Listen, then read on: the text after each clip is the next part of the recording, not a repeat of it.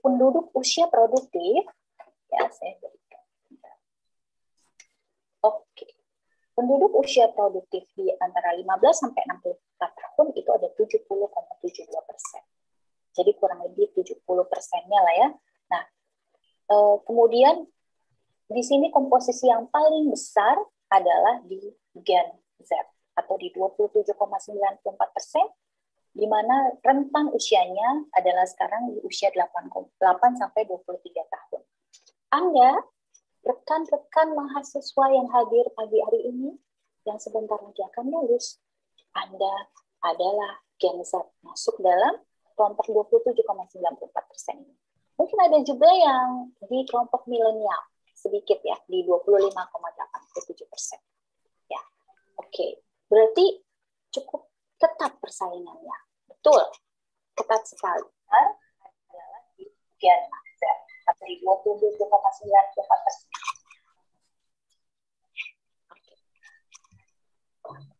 Kemudian keadaan ketenaga kerjaan Indonesia, ini data sebenarnya saya ambil di data Agustus 2020.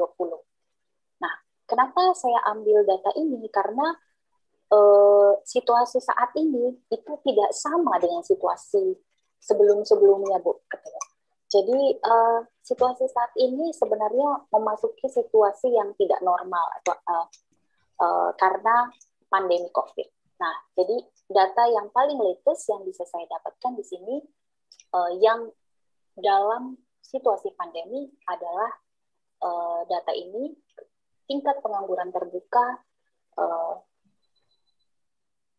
naik ya pada saat di Agustus 2020 7,07%, dan kemudian di bawah dampak COVID-19 terhadap penduduk usia kerja itu ada total penduduk 203 sebanyak 200 dari total penduduk usia kerja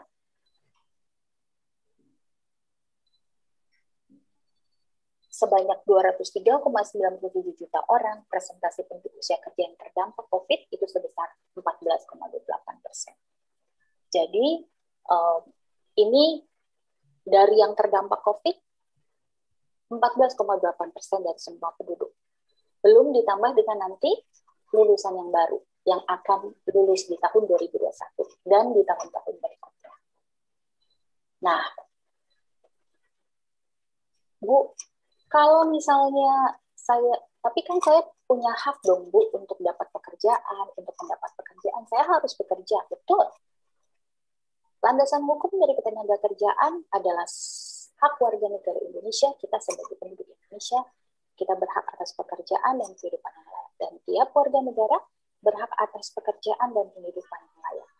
Ya. Nah, dan di ketentuan pasal 5 Undang-Undang Nomor 13, setiap tenaga kerja memiliki kesempatan yang sama tanpa diskriminasi untuk memperoleh pekerjaan. Jadi, tidak peduli Anda lulusan manapun, mau lulusan universitas dari luar negeri, mau di dalam, mau dimanapun, apapun latar belakang dari pendidikan Anda, apapun latar belakang dari budaya dan lain-lain, Anda semua punya hak yang sama, kesempatan yang sama, tanpa diskriminasi untuk memperoleh pekerjaan. Ya, jadi ketika Anda memasuki dunia kerja, maka perusahaan itu akan melihat kualitas dari diri Anda, dari diri mahasiswa, dari diri para lulusan baru. Jadi bukan melihat Anda dari kampus mana, ya itu menjadi informasi tambahan. Tapi kembali lagi, kualitas Anda sendiri, itulah yang menentukan Anda akan berhasil atau tidak. Jadi Anda punya kesempatan yang sama. Oke. Nah, mari kita masuk ke analisa mengapa sulit ya lulusan baru untuk mendapat pekerjaan. Nah, saya cerita sedikit. Dahulu sebelum saya lulus kuliah, sebelum lulus kuliah D3 saja. Dulu saya kuliah itu di D3 Tarakanita. Mengapa saya masuk di D3 Tarakanita itu, alasan paling utama dari orang tua saya adalah supaya saya cepat dapat kerja. Nah, sebenarnya apakah passion saya itu di dunia kesekretarisan itu? Enggak. Dunia passion saya memang dunia SDM. Jadi pengen jadi psikolog, pengen jadi orang yang bekerja di SDM, kerja di manajemen lah. Tapi pada saat itu saya diminta orang tua untuk kuliah di D3. Karena cepat cari kerja pada saat itu. Nah, saya sadar sekali bahwa ketika kita lulus itu, walaupun bilang, oh kampusnya menjanjikan akan cepat cari kerja, oh kalau kamu lulusan ini cepat kerja, itu semua akan kembali ke orangnya masing-masing. Nah, analisa ini sebenarnya sudah saya pikirkan, sudah saya renungkan juga, saya teliti pada saat saya tahun terakhir di kuliah diploma pada saat itu. Tahun terakhir berarti tahun ketiga. Nah, terus berjalan seiringnya waktu, saya bekerja, saya melanjutkan studi lagi, kemudian saya bekerja, dan lain-lain. Nah, ini yang saya dapatkan poin-poinnya mengapa lulusan baru itu sulit dapat pekerjaan. Nah, kita saksikan dulu video untuk kita mendapatkan gambaran mengapa sulit. Ya.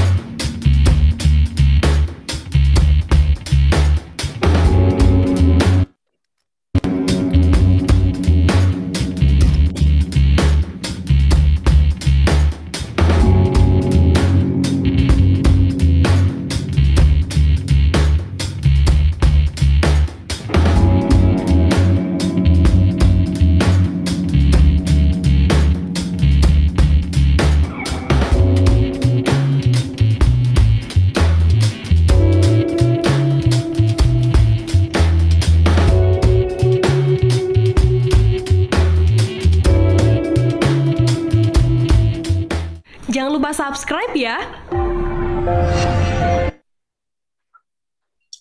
Oke. Nah, selain tadi juga ada video berikutnya.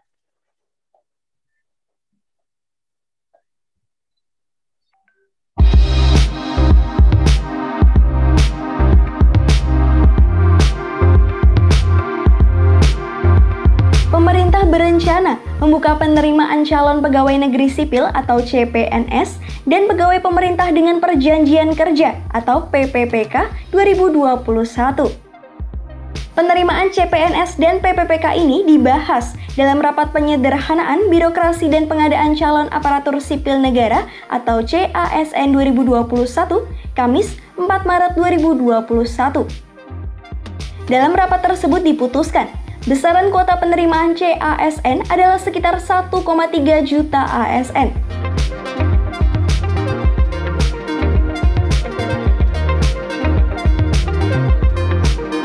Melansir situs Kemenpan RB, kuota penerimaan CASN sebesar 1,3 juta tersebut terdiri dari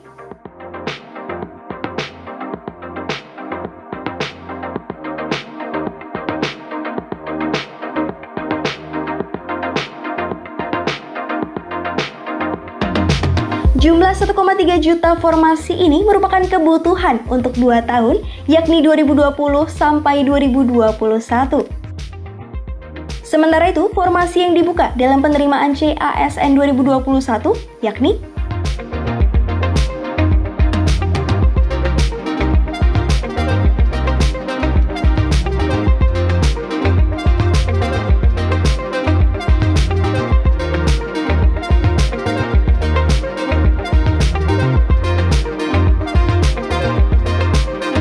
Sedangkan jadwal pengadaan seleksi CASN 2021 saat ini masih dalam proses pembahasan dengan Kemendikbud dan BKN.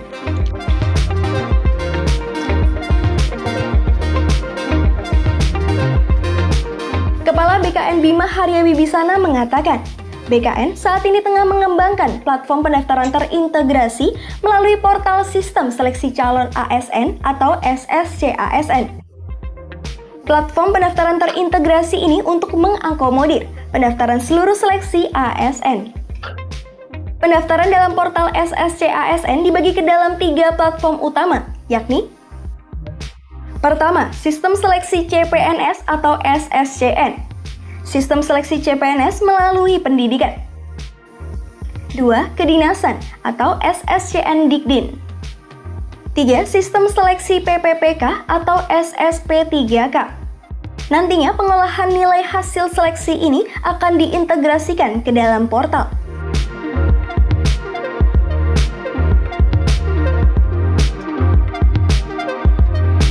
Proses pengadaan CPNS dan guru PPPK tahun 2021 dengan total sekitar 1,3 juta pegawai ini merupakan pengalaman pertama bagi pemerintah.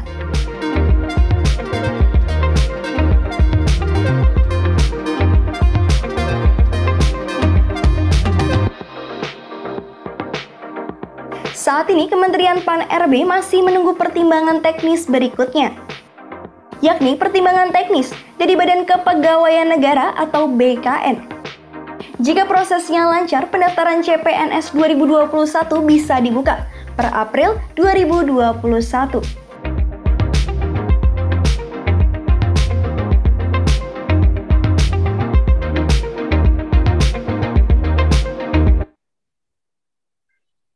Iya, ya.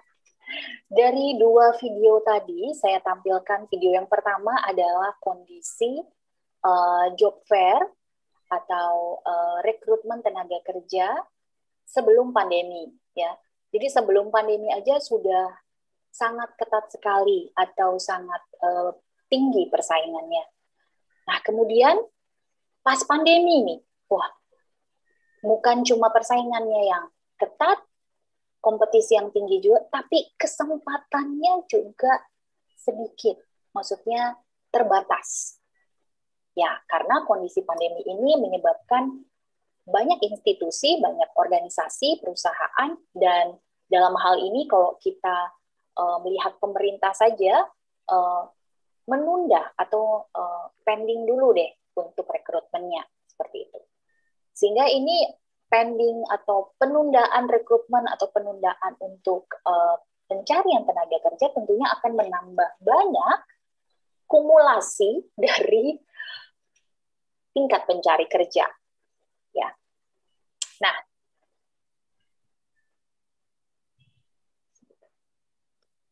menurut Badan Pusat Statistik, jumlah angkatan kerja di Indonesia itu tadi per Agustus 2020 ada 138,22 juta orang.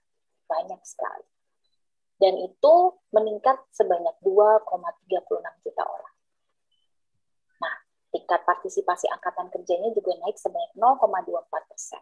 Sehingga persaingan di industri menjadi lebih ketat. Jadi, mengapa kita sulit atau lulusan baru itu kesulitan untuk mencari pekerjaan? Karena memang dari sisi kompetisinya atau misalnya dari sisi persaingannya sangat ketat. Oke. Kemudian, nomor 2, yaitu kurangnya keterampilan atau skill. Nah, ini yang mau kita omongin hari ini kan, gitu ya. Banyak pelamar, ya, banyak lulusan baru yang tidak memiliki hard skill dan soft skill yang cukup untuk pekerjaan yang dilamarnya. Dan ini bukanlah riset atau apa ya, maksudnya tidak perlu dengan satu riset-riset tertentu, tetapi berdasarkan pengalaman dari para HRD, khususnya di bagian perekrutan tenaga kerja. Jadi banyak pelamar-pelamar lulusan baru yang baik atau bagus di atas kertas, ya, di atas kertas ijazahnya, IPK-nya bagus, namun sangat lemah di hard skill dan soft skill untuk posisi pekerjaan yang memang dilamar atau yang dibutuhkan oleh perusahaan. Nah, hard skill itu apa sih? Skill itu kan lebih ke keterampilan. Jadi bedanya dengan kita belajar di kampus itu ke konseptual, ke knowledge ya. Jadi ke knowledge untuk kemampuan berpikir kita. Nah, kalau skill ini adalah prakteknya. Jadi bagaimana kita mempraktekkan knowledge yang kita dapat. Nah, hard skill adalah kemampuan spesifik, kemampuan khusus, dan jadi salah satu deskripsi pekerjaan. Jadi kalau misalnya ada satu pekerjaan, kita harus tahu pekerjaan itu tuh sebenarnya melakukan apa, praktek kerjanya itu apa. Nah, apakah kita memiliki kemampuan atau keterampilan tersebut? Nah, itu kemampuan yang spesifik.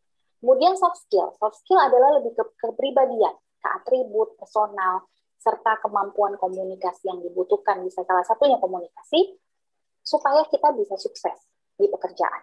Bisa sukses dalam melamar pekerjaan juga. Jadi sebenarnya, walaupun kita jago kemampuan teknikal atau hard skill-nya, tapi kalau soft skill-nya kita kurang, kita nggak tahan, kita nggak awet, dan akhirnya tidak tuntas dan tidak sukses. Nah, penganggur terdidik dan terampil itu meningkat karena kenaikan jumlah pengangguran dari lulusan PT. Ini dianggap sebagai buah dari belum terbentuknya keserasian antara sisi supply dan permintaan tenaga kerja di Indonesia. Jadi kalau misalnya kita hanya mengandalkan mau jadi CPNS atau pegawai pemerintah, tadi kok dibilang hanya 1,3 juta peluangnya. Padahal warga negara yang mencari pekerjaan 130 something, 130 juta. Wah, kurang sekali ya pasti. Nah, kemudian kita berarti harus masuk ke sektor swasta atau sektor di non-pemerintah. Nah, ketika kita harus masuk di industri sektor non-pemerintah, nah di situ kita juga perlu bisa bersaing, perlu bisa memiliki keterampilan yang sesuai. Dan biasanya non-pemerintah itu sangat cepat dinamika kebutuhan keterampilan tenaga kerjanya. Lebih cepat mungkin ya, seperti itu. Jadi udah duluan nih, di perusahaan swasta ini dia udah menerapkan pengelolaan yang lebih maju atau lebih modern mungkin dibanding yang pemerintah. Sehingga sebenarnya tingkat kita mengejar atau catch up untuk keterampilan apa yang dibutuhkan, nah itu perlu lebih cepat lagi. Nah, menurut Indef ada 2 sebab utama naiknya pengangguran terdidik dan terampil. Yang pertama adalah karena lulusan perguruan tinggi, katanya nih, ya menurut Indef, dia itu mereka pilih-pilih pekerjaan, gitu kan. Jadi lantaran gengsi, saya kan anak manajemen, masa saya bekerja sebagai bekerja sebagai posisi misalnya guru, misalnya ya, gitu. Saya kan nggak pendidikan guru, tapi saya pendidikannya kan manajemen. Saya pekerjaannya sebagai ya di dunia manajemen ataupun di dunia perkantoran.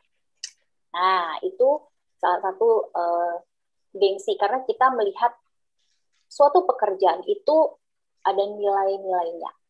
Nah, kemudian yang kedua, karena kemampuan atau skill yang dimiliki lulusan perguruan tinggi tidak sesuai dengan kebutuhan industri. Nah, ini tadi. Jadi kurangnya keterampilan atau skill yang relevan dengan kebutuhan industri pada saat lulusan tersebut, pada saat mahasiswa lulus ya. Nah, jadi tadi yang pertama karena persaingan ketat ya, kalau kita melihat fakta Indonesia ya seperti itu, persaingannya ketat, persaingan tenaga kerjanya. Yang kedua karena kurangnya keterampilan para lulusan baru karena lebih banyak ke konsep atau knowledge dibandingkan keterampilannya juga belum terasa. Nah, sekarang adalah analisa yang ketiga.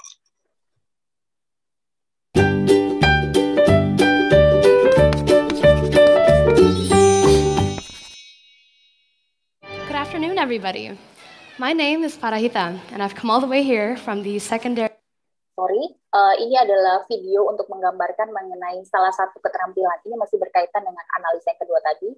Jadi keterampilan atau skill salah satunya yang dibutuhkan di dunia kerja itu adalah bahasa Inggris. Nah, mungkin rekan-rekan mahasiswa bisa cek juga apakah saya bahasa Inggrisnya, kemampuan bahasa Inggris atau keterampilan bahasa Inggrisnya sudah mumpuni atau sudah sesuai dengan kebutuhan pasar tenaga kerja atau kebutuhan industri pada saat ini. Nah, ini adalah salah satu keterampilan yang dimiliki oleh seseorang yang berada di jenjang SMK. SMK itu kan berarti sekolah menengah kejuruan, jadi dia memang disiapkan untuk siap kerja, artinya diperlengkapi untuk siap kerja pada saat dia lulus. Dan salah satu skill yang dia coba untuk tingkatkan adalah kemampuan berbahasa Inggris.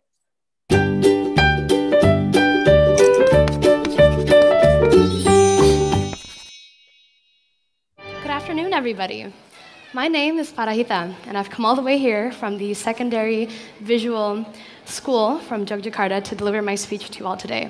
The theme that I've chosen is This Book Saved Me. Before anything, I'd like to say that I've done a speech on this topic, but the book that I'll be talking about is different. To give you a little background information about myself, I started reading when elementary school started. At the time, though, I didn't really go out of my comfort zone that much because I just didn't want to read books that I wouldn't like. When I was in 3rd to 4th grade, my mother introduced me to a book that she said had a really big impact on her. I was really skeptical of it because it didn't seem like something that I would enjoy, but I started reading it on a whim. The book was about a young Japanese girl who was 6th grade at the time, and she had an avid love for running. She was chosen for her school's relay race, so she practiced every single day. And on the day of the competition, her class won first place. However, on that fateful day, her life began to change with sickness and dizziness. She felt this as a constant, but never did she tell anybody about it out of fear that they'd be concerned for her. One day, though, it became a secret no longer. On a cold February day during practice, the girl collapsed and was taken to the hospital. She was in a separate room as her parents talked to the doctors. And from this separate room, suddenly, her mother exclaimed, "Leukemia! It can't be!" And when I read those words, I was in shock. How could such a young and active girl get such a horrible disease? This is the true story of Sadako Sasaki, and her story takes place just a few years after the Hiroshima and Nagasaki bombing. She was just 2 years when it happened. Oke, nah kalau dari video barusan dari English Competitions, mau menjelaskan, sebenarnya saya mau menggambarkan betapa kemampuan atau keterampilan komunikasi dan khususnya komunikasi dalam bahasa asing itu sangat diperlukan untuk membuka lebih banyak kesempatan. Nah, tadi. Nah, berkaitan dengan kurangnya keterampilan atau skill tadi, bagaimana cara meningkatkannya nanti saya akan sampaikan, tapi saya memberikan gambaran bahwa ini adalah anak SMK, artinya dia masih sekolah, tapi dia sudah mengikuti kompetisi, sudah mengasah kemampuan keterampilannya. Nah, kadang-kadang mahasiswa atau mereka yang kuliah, jadi terlalu fokus pada akademis secara pengetahuan, secara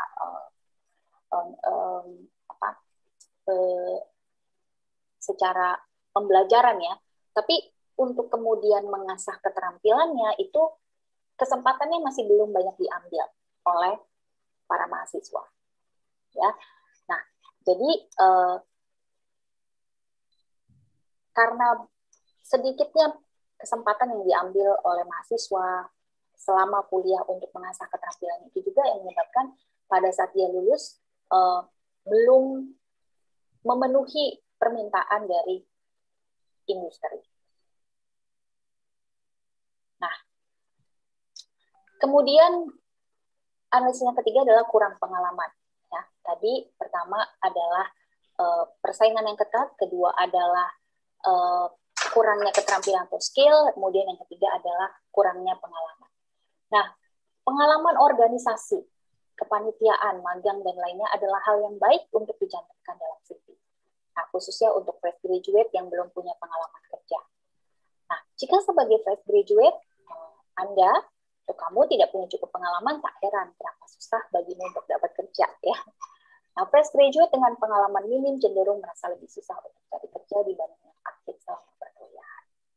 Nah, kurang pengalaman ini terkadang memang menjadi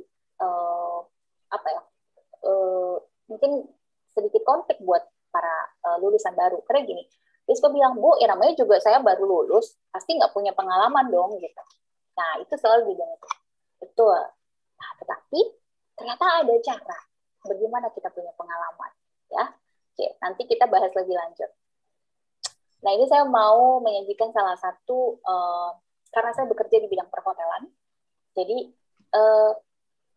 mungkin salah satu yang dilakukan oleh sekolah tinggi pariwisata itu mereka di tahun terakhirnya itu harus ada internship, ya, harus ada program magang, gitu.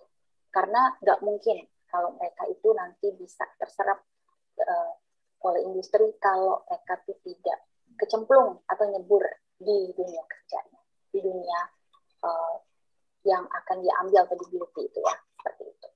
Nanti kita bahas. Nah, kemudian analisa yang keempat adalah karena networking-nya kurang luas, ya. Jadi jejaring pertemanan atau jaring sosial atau kita bilangnya nggak gaul, gitu ya. Punya tidak update, tidak terkini dengan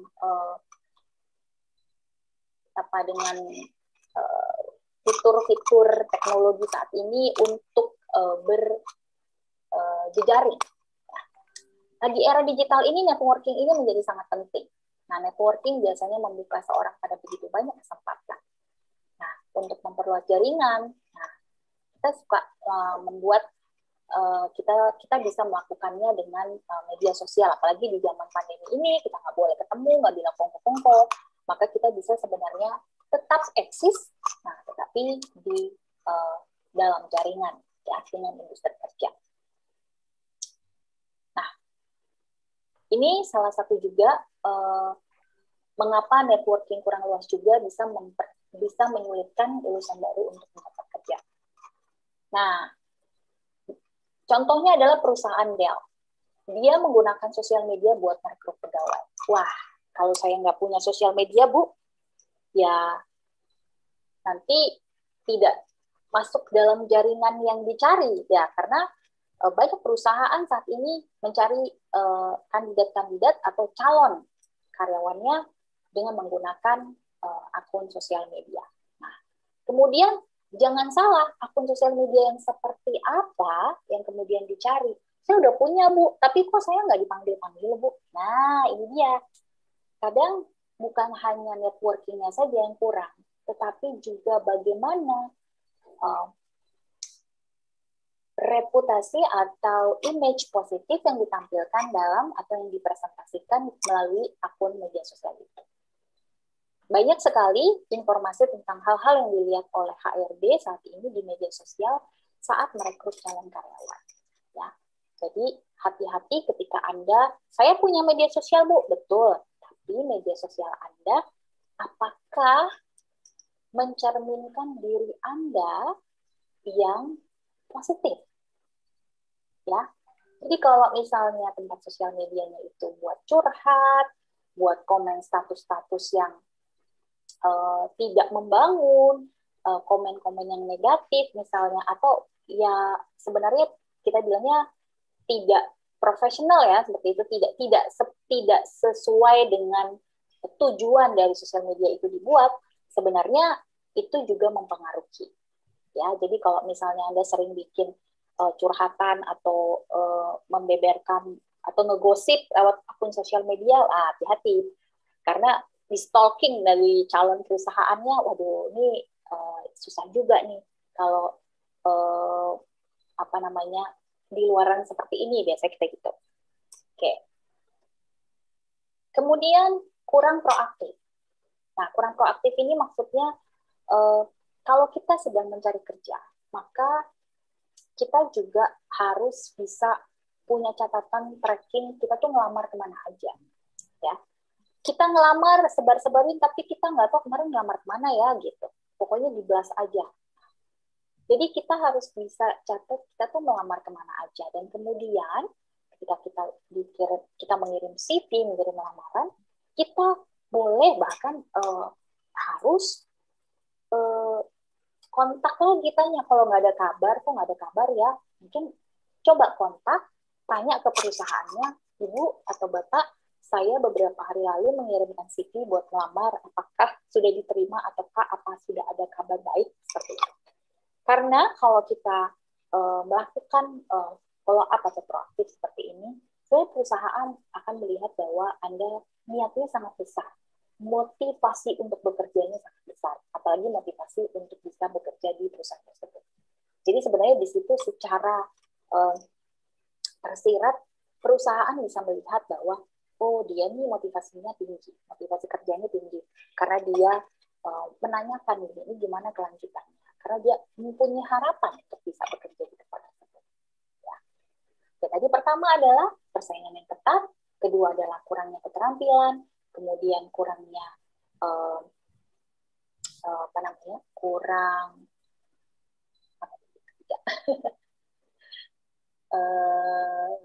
mari kita lihat dulu.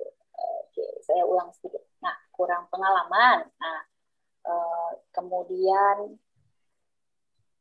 networking, ya kan, networkingnya kurang luas, dan kemudian ada terakhir adalah kurang produktif. Nah, sekarang gimana nih rekomendasinya supaya saya bisa meningkatkan daya saing lulusan? Kalau sebagai lulusan terbaru, gimana cara meningkatkan kemampuan, keterampilan, skill lulusan baru, khususnya di STE Bakti Pembangunan, agar bisa bersaing di dunia kerja agar sukses? Oke. Yang pertama, ya. Jadi saya bedakan ada dua karena kita bicara mengenai keterampilan. Ya, kalau tadi mengenai persaingan yang ketat itu di luar dari lokus kontrol kita ya. Jadi kita tidak bisa mengendalikan atau kita tidak punya kontrol terhadap populasi atau besarnya daya saing dari Indonesia ya. Tetapi informasi itu perlu kita pertimbangkan supaya kita aware situasi di luar sana. Oke. Kemudian yang bisa kita lakukan dalam kontrol kita adalah tadi dalam hal keterampilan. Ya, yang keterampilan. Nah, saya membedakan antara keterampilan atau soft skill, keterampilan lunak, dan hard skill. Soft skill sendiri apa sih yang perlu dipersiapkan? Atau apa yang perlu ditingkatkan?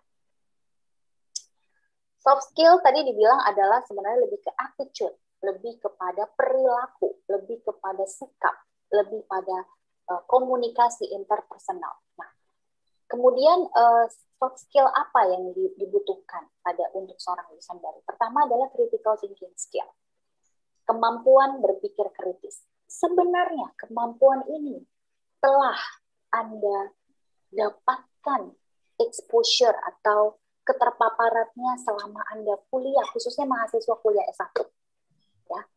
Anda kuliah S1, Anda sebenarnya dilatih untuk dapat memiliki kemampuan berpikir kritis, atau analytical thinking, critical thinking. Gitu. Jadi, kenapa kita kuliah S1? Sebenarnya kita mau secara kemampuan berpikir, secara kemampuan di luar pengetahuan ya, karena kalau misalnya akademi, kalau pengetahuan itu kita sebenarnya bisa baca, nggak usah kuliah kita bisa baca aja kita udah tahu. Tetapi yang mau diasah, dilatih ketika kita kuliah S1 khususnya adalah kemampuan kita untuk berpikir kritis, kemampuan analisa kita. Nah, makanya para dosen sering men-challenge atau menantang dengan pertanyaan-pertanyaan, kenapa begini, kenapa begitu, apa pendapatmu, mengapa memilih seperti ini. Nah, itu sebenarnya adalah lahan atau kesempatan Anda untuk melatih kemampuan berpikir kritis. Apakah selama Anda berkuliah, Anda menyadari itu dan kemudian mengasahnya lebih dalam? Karena sebenarnya Anda sudah memiliki bekalnya sedikit, cuma harus lebih ditingkatkan lagi. Nah, Kemampuan berpikir kritis ini sangat diperlukan dalam dunia kerja, karena perusahaan itu mengharuskan pekerjanya bisa mengambil keputusan dengan baik pada kondisi tertentu. Karena pada saat kita masuk kerja nanti, pasti kita akan banyak sekali terpapar atau menemui kasus atau menemui problem masalah. Itu nggak bisa dihindari, memang itu bagian dari pekerja. Nah, bagaimana kita bisa berpikir kritis dan kemudian mengambil keputusan, ya, mencari solusi permasalahan. Ketika Anda bisa menunjukkan skill ini, maka ini adalah kemampuan yang bisa dikatakan membawa kesuksesan awal bagi Anda. Kemudian problem solving. Nah, tadi ya, ketika kita udah mampu berpikir kritis, kemudian kita juga akan mampu mengambil keputusan, menyelesaikan permasalahan. Jadi kita sebutnya problem solving skill. Dalam dunia kerja, tentu pekerja itu diharapkan mampu menyelesaikan masalah dengan baik. Oleh karena itu, penting untuk memiliki problem solving skill atau kemampuan menyelesaikan masalah. Ya, seperti itu. Nah, 5 kemampuan yang harus dimiliki oleh yaitu problem solving skill. Bentar.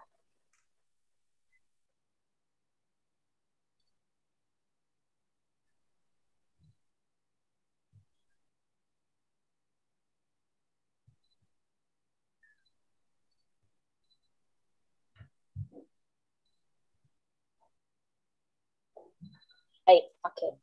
Maaf, ada technical skill. Nah, kemudian dalam dunia kerja tadi tentu diharapkan untuk memiliki problem solving skill atau kemampuan menyelesaikan masalah. Nah, kemudian ya, kemampuan yang ketiga yaitu bekerja sama dan kolaborasi. Penting juga untuk menguasai keterampilan kerjasama dan kolaborasi. Tanpa adanya keterampilan ini, maka sulit untuk mengikuti arus dunia kerja. Sebab perusahaan itu tak hanya mencari karyawan yang dapat bekerja mandiri, tapi juga bisa bekerja sama. Nah, ini ketika Anda masuk dunia kerja, Anda harus bisa yang namanya bekerja dalam tim, berkolaborasi. Ketika kita kerja, kita nggak ada yang namanya one man show atau kerja sendiri-sendiri. Nah, pasti kita butuh bantuan dan kolaborasi dengan orang lain. Dan kita juga ada kalanya kita harus menyelesaikan pekerjaan kita atau peran kita sendiri. Tapi banyak mayoritas ketika kita bekerja di suatu perusahaan, maka kita akan butuh berkolaborasi.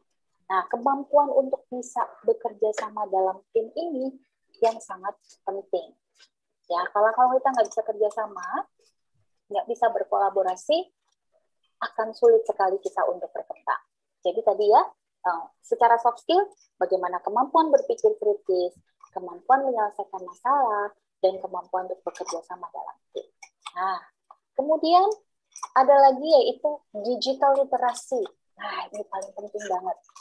Kalau tadi lihat di video mengenai analisa kenapa susahnya, jadi kalau dilihat di situ, bahkan penerimaan untuk karyawan atau pegawai pemerintah saja sekarang sudah pakainya online dengan digital, assessment-nya dengan online, tesnya dengan online, semuanya tuh menggunakan teknologi informasi, maksudnya menggunakan teknologi komputer atau digitalisasi.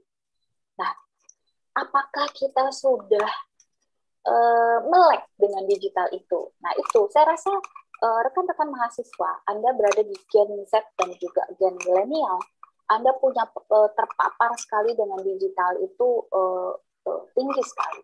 Dan Anda perlu untuk akrab, perlu untuk bisa menguasai kemampuan digital ini dalam konteks yang positif, ya. Nah, bagaimana kemampuan analisis yang baik sangat diperlukan untuk membantu perkembangan perusahaan.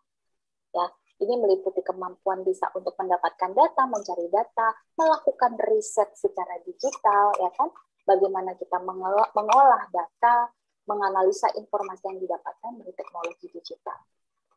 Ya, jadi seperti kayak sekarang, kalau kita mau seperti kayak mahasiswa ya, mahasiswa mau bikin skripsi misalnya sekarang. Bu, saya nggak bisa sebarin kuesioner. Kata siapa nggak bisa? Ya kan kita lagi COVID, Bu, jadi nggak bisa sebar-sebarin. Kita bisa pakai digital form. Ada Google Form, ada Monkey Survey, ada Jot Form, banyak sekali. Kita bisa, tapi kalau Jot Form nanti kita nggak tahu itu siapa yang isi segala macam. Oh, kita bisa modify formnya. Kita bisa kasih target penerima email dari responden yang mau kita mintakan untuk isi surveinya. Kita bisa kasih mandatory isian yang harus dia isi, sehingga dia harus isi di situ. Artinya, dari kita membuat skripsi saja, membuat survei atau membuat kuesioner sudah berubah dari yang dulu kertas, sekarang jadi pakai Google Form, pakai digital form, seperti itu. Dan itu nanti juga akan berguna, sangat diperlukan pada saat Anda memasuki dunia kerja. Seperti kalau misalnya belajar, kayak kalau contohnya di perusahaan saya, hampir kami itu program learning and development di perusahaan, bisa dibilang 90% ke 95% itu semuanya dibuat dalam bentuk digital. Jadi kita programnya adalah e-learning, digital learning. Kemudian kalaupun harus kita ada face-to-face, kita face-to-face secara virtual, jadi ada virtual learning. Seperti itu. Nah, itu baru dalam hal dunia HRD, dalam HRD. Mungkin kalau di manajemen keuangan atau di finance, kita harus menguasai Excel yang makros, ya kan? Bagaimana mengolah data dengan tepat, menggunakan Excel saja contohnya. Kalau Anda menguasai penggunaan komputerisasi, misalnya Excel, untuk menghitung payroll atau menghitung gaji, bagaimana bisa kita pakai rumus if, kita bisa pakai VLOOKUP, kita bisa pakai rumus-rumus Excel yang sangat memudahkan kita untuk bekerja. Jadi kemampuan itu tuh sangat dibutuhkan ketika nanti Anda bekerja, apalagi di era yang saat ini, digital literacy. Okay? Dan melakukan research itu ternyata juga bisa secara digital. Jadi kita bisa explore jurnal-jurnal yang bagus, kita bisa download penelitian-penelitian terbaru, jurnal baru, atau kita bisa subscribe di salah satu portal yang bisa mendapatkan apa sih informasi terbaru saat ini. So, segala sesuatu bisa diakses secara digital saat ini. Pertanyaannya, apakah kita sudah merangkul era itu, kita sudah mengejar kecepatan dari era digital tersebut. Ya. Nah, kemudian yang terakhir adalah leadership skill. Leadership skill, jadi kepemimpinan. Waduh, penting banget nih. Nah, terakhir leadership kepemimpinan ini meski baru lulus dan minim pengalaman, kemampuan ini harus dimiliki. Karena ini berguna untuk menunjukkan potensi yang dimiliki dalam diri kepada perusahaan. Betul. Jadi, Bu, kok kepemimpinan, Bu? Saya kan nanti mau jadi karyawan, mau jadi staff. Bukan, saya nggak jadi direktur. Jadi awalnya, karena baru lulus. Jadi lulusan baru itu harus memiliki leadership skill dalam konteks memimpin dirinya sendiri. Karena kalau Anda bisa memimpin diri sendiri, atau kita sebutnya dengan lead yourself, Anda akan mampu mengekspresikan, menunjukkan talenta Anda, potensi yang Anda miliki berkontribusi untuk pekerjaan. Anda akan berani menyampaikan ide, inovasi, Anda akan, saya ikut, Anda akan berani berpartisipasi, join, karena Anda sudah dapat memimpin diri Anda sendiri. Seperti itu. Nah, itu adalah soft skill yang bisa saya sampaikan apa saja. Nah, terkait dengan critical thinking, problem solving, bekerja sama dan kolaborasi, kemudian digital literasi dan leadership skill. Sebenarnya Anda bisa mampu mendapatkan soft skill ini dari kampus. Dengan cara apa? Ketika Anda aktif dalam kegiatan senat mahasiswa, Anda aktif dalam kegiatan-kegiatan kemahasiswaan, Anda aktif di kampus di luar daripada jam pembelajaran.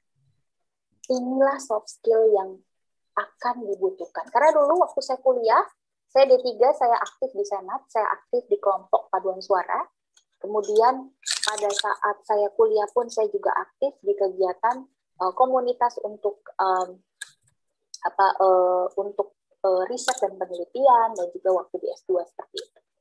Nah, kemudian keaktifan saya itu sebenarnya bukan cuma dari kuliah, tapi dari SMA. Jadi kegiatan-kegiatan yang non akademis atau non kelas ya, seperti ini kayak aktif-aktif di organisasi, itu sangat penting, sangat berguna. Gitu. Makanya kalau di CV sebagai apa? Pengalaman organisasi. Nah, iya saya dulu aktif di organisasi Senat Mahasiswa, saya aktif di komunitas beberapa dan lain-lain. Oke.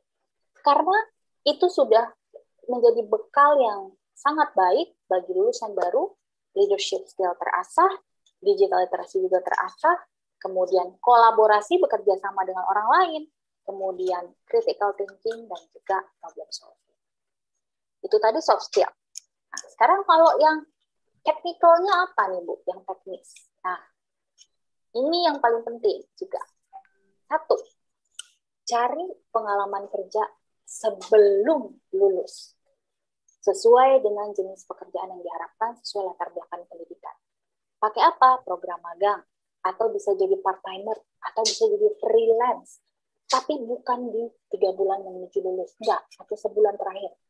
Atau ketika lulus, itu udah telat. Ya, tapi 1 tahun terakhir, ya, 1 tahun terakhir. Jadi kalau saya itu mahasiswa S1, berarti di tahun keempat saya harus sudah cari pengalaman kerja. Ya, jadi kalau dulu saya di kampus saya tidak difasilitasi untuk kita nggak ada program magang di kampus dulu. Tapi saya tahu saya nggak bisa lulus tapi dengan 0 pengalaman, susah saya. Jadi apa yang saya lakukan? Saya inisiatif sendiri di tahun terakhir saya mengirimkan lamaran untuk saya mau magang. Tidak dibayar. Jadi saya cuma mau dapat pengalaman. Jadi saya waktu itu kerja karena saya ingin, dan ini saya bisa pilih, karena kalau magang itu saya bisa pilih yang sesuai dengan latar belakang pendidikan saya. Ya kan? Jadi saya mau kerja di perkantoran, saya mau kerja di manajemen, saya mau kerja di mana, saya bisa pilih. Karena saya masih magang. Dan perusahaan sebenarnya tidak rugi memperkerjakan saya, tidak perlu uang karena saya nggak perlu digaji.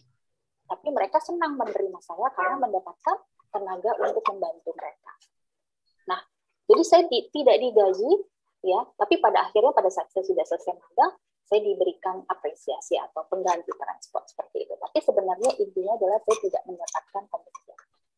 Tetapi pengalaman saya magang pribadi itu atau magang inisiatif itu, ketika saya masukkan dalam CV, itu menjadi modal yang dahsyat luar biasa, ya. Kemudian saya jadi part-timer atau saya jadi freelancer di mana, itu juga menjadi modal saya pengalaman kerja.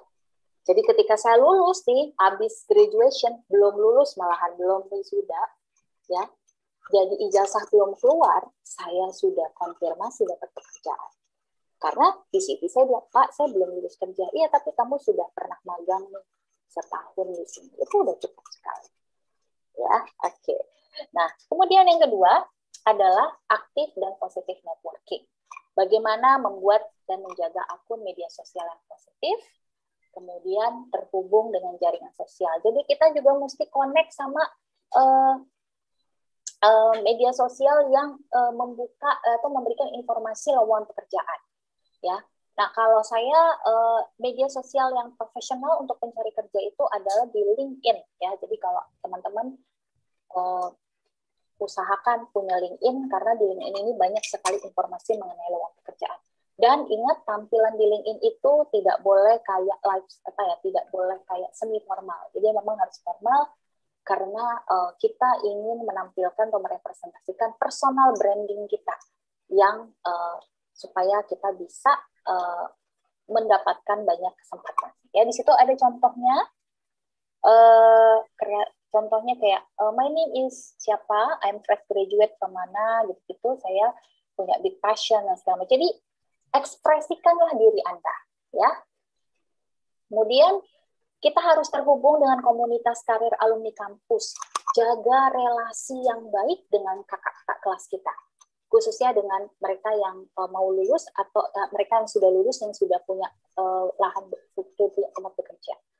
Karena ketika kita tadi ya, kalau kita aktif di kampus, kita aktif di senat, kita punya relasi yang bagus, kita bersosialisasi, punya koneksi, punya jejaring dengan kakak kelas. Oh, kakak kelasku udah kerja di sana, dia ada lowongan, dia kasih tahu ke saya. Nah, komunitas alumni ini sebagai wadah sumber informasi lowongan pekerjaan di perusahaan. Karena saya dapat pekerjaan kedua, ya, dapat pekerjaan kedua itu dari alumni. Alumni kasih informasi ke kampus, kampus informasi ke kita mahasiswa, kemudian ke kampus, terus akhirnya saya bisa masuk di tempat itu. Kemudian yang terakhir, terbuka untuk semua peluang bekerja, siap lamaran yang profesional, jadi kita harus siapin, kalau mau melamar kerja, ya kita harus punya soft copy dan hard copy, CV yang sudah siap kirim, CV yang profesional dengan foto terbaru. Nah, ini tips yang mau saya sampaikan. Hati-hati penipuan lowongan kerja. Jadi kalau misalnya Anda sebagai pencari kerja atau nanti lulusan terbaru dari STYBP, kalau ada informasi lowongan kerja, cek dulu kebenarannya, cek informasinya, dan sebenarnya kata kuncinya gampang. Itu akan hoax apabila mereka meminta uang. Ya, nggak ada orang mencari kerja malah dimintain uang atau disuruh bayar. Itu sudah pasti penipuan. Ya, jadi jangan dilanjutkan. Nah, kemudian juga ini yang kedua, professional appearance, tampilan diri kalau kita mau dipanggil interview atau mencari kerja. Jadi, proper grooming and professional appearance. Jadi, itu untuk menampilkan citraan positif. Aduh, Bu Apes ini banget sih, simple-simple banget sih kayak gini, cuma baju aja pakai diatur. Oh, betul. Karena kita kalau di perusahaan, saya sebagai HRD aja, kita nggak pernah kenal, Anda masuk ke ruangan, tetapi cara Anda berpakaian tidak menunjukkan respect terhadap diri Anda dan respect terhadap tempat kerjaan, tempat Anda akan interview, itu juga menjadi satu poin ya. Simple tapi poinnya ternyata enggak deh, kayaknya enggak deh, pasti saya gitu. Yang lain aja pasti gitu. Ya. Nah, ini ada jenis pakaian yang harus diperhatikan ketika kita ingin mencari pekerjaan ya, apalagi kalau kita misalnya udah dipanggil interview ya. Jadi pakai bajunya harus yang formal, sebisa mungkin pakai jas ya. Jadi kalau yang laki-laki pakai jas, terus wajah bersih, rambut juga rapi. Kemudian kalau pakai sepatu, kaos kaki pakai dasi yang formal, bukan dasi yang ada gambar karakternya gitu ya. Nah, kemudian yang perempuan juga demikian, pakai sepatu yang ada haknya ya, minimal 3 cm ya kalau bisa. Kemudian juga menggunakan pakaian yang tidak berlebihan, artinya tidak kebanyakan perhiasan dan lain-lain seperti itu. Nah, ini saya ambil contohnya pakaian seragam dari Bank Mandiri. Sebenarnya bukan nggak ada endorse ke Bank Mandiri ya. Saya cuma mau lihat bahwa contoh ilustrasi pakaian kerja yang Indonesia. Nah, itu saya bilang itu. Mungkin kalau tadi kan saya tampilkan secara umum ya, secara global. Tapi kita kalau di Indonesia, emang kita mau kerja di Indonesia, sebaiknya kita pakai jas kalau perempuan, ya kan. Yang laki-laki mungkin nggak usah pakai jas, tapi kemejanya lengan panjang, pakai dasi. Dan warna pakaiannya pun warna-warna yang formal, artinya kayak bisa hitam, bisa biru tua, atau abu-abu tua. Tapi tidak misalnya gonjreng warnanya orange, merah, misalnya seperti itu ya. Itu mungkin harus kita hindari warna-warna itu. Dan terakhir, nah ini dia. Apa yang harus disiapkan? Diri sendiri, kita sendiri. Kita harus tetap positif ya, nggak boleh nyerah, berusaha terus ya. Dan ingat harus semangat, dan yang lain adalah ini mindsetnya. Rezeki itu nggak pernah tertukar. Jadi kalau kita nanti habis lulusan sudah lulus, Bu, saya sudah menyiapkan skill ini, saya sudah bahasa Inggris, saya sudah improve, dan macam-macam, kok belum dapat juga. Jangan khawatir, rezeki tidak akan pernah tertukar. Semuanya ada porsinya. Jadi pasti akan ada yang terbaik. Yang penting jangan pernah lupa berdoa, dan tadi ya, kita harus terbuka. Kalau ada kesempatan datang, ambil dulu. Jangan pilih-pilih. Karena yang kita butuhkan sebagai lulusan baru adalah kita punya pengalaman bekerja. punya pengalaman untuk bisa berkarya. Baik, terima kasih. Semoga waktunya masih cukup. Demikian sharing saya ya. Sharing dari semoga bisa berguna untuk para mahasiswa. Saya berusaha untuk mencoba simple supaya bisa diserap oleh mahasiswa juga lebih mudah. Terima kasih. Baik, terima kasih pada Ibu Agnes yang telah menyampaikan materinya panjang lebar dan sangat jelas, Ibu. Jadi ada permasalahan, ada rekomendasi. Baik, kita beri tepuk tangan terlebih dahulu untuk Ibu Agnes. Oke, Bu. Selanjutnya kita beri kesempatan ya, Bu, kepada para penanya, mahasiswa yang mungkin akan bertanya. Kita beri kesempatan di sesi pertama ini untuk 3 penanya dulu. Ya, Bu ya? Oke.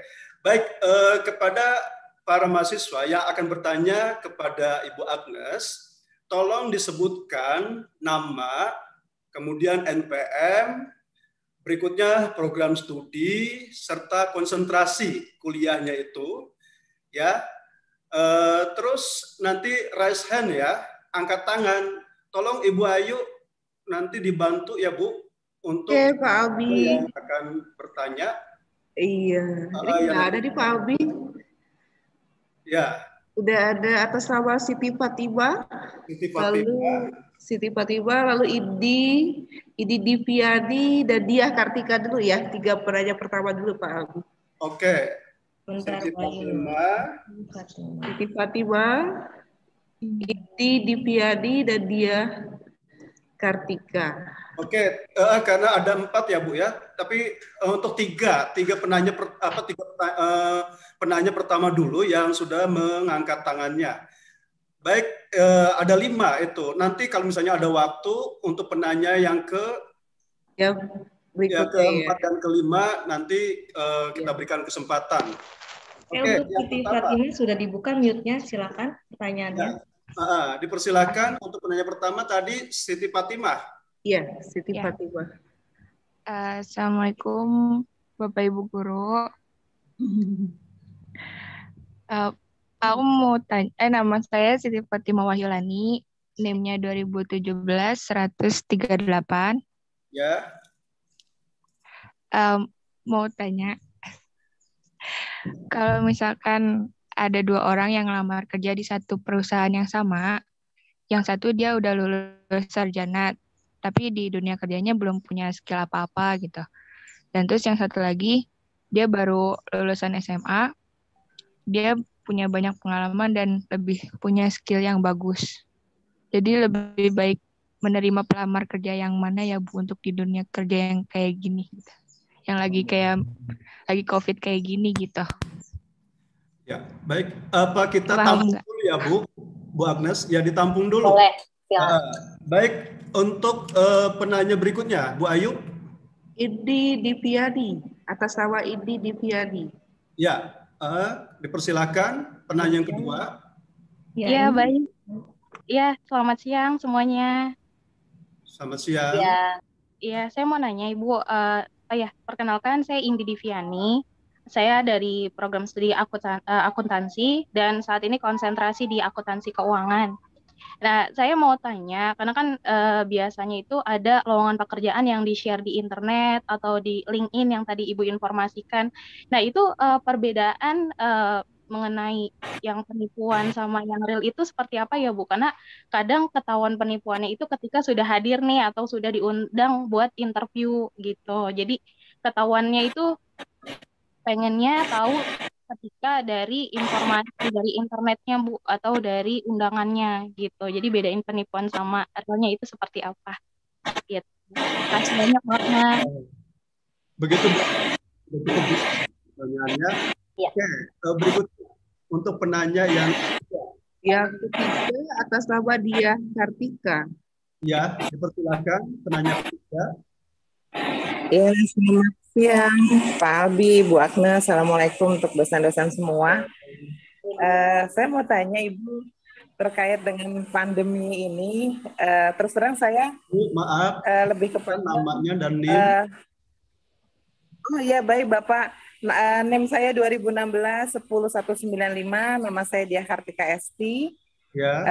Saya ingin bertanya, beberapa case yang saya jumpai mungkin terkait dengan kondisi pandemi dan orang-orang yang melamar kerja. Belakangan ini ada beberapa perusahaan yang ketika kita melamar, terutama yang fresh graduate melamar itu diberikan dengan gaji yang di bawah UMR. Alasannya dikarenakan kondisi saat ini, tetapi sebenarnya mereka memerlukan tenaga kerja. Bagaimana cara kita, terutama teman-teman yang memang masih akan lulus nanti, ketika dia ingin bekerja, namun dengan pertimbangan bahwa dia membutuhkan pekerjaan, tetapi dengan gaji yang di bawah standar UMR seperti itu.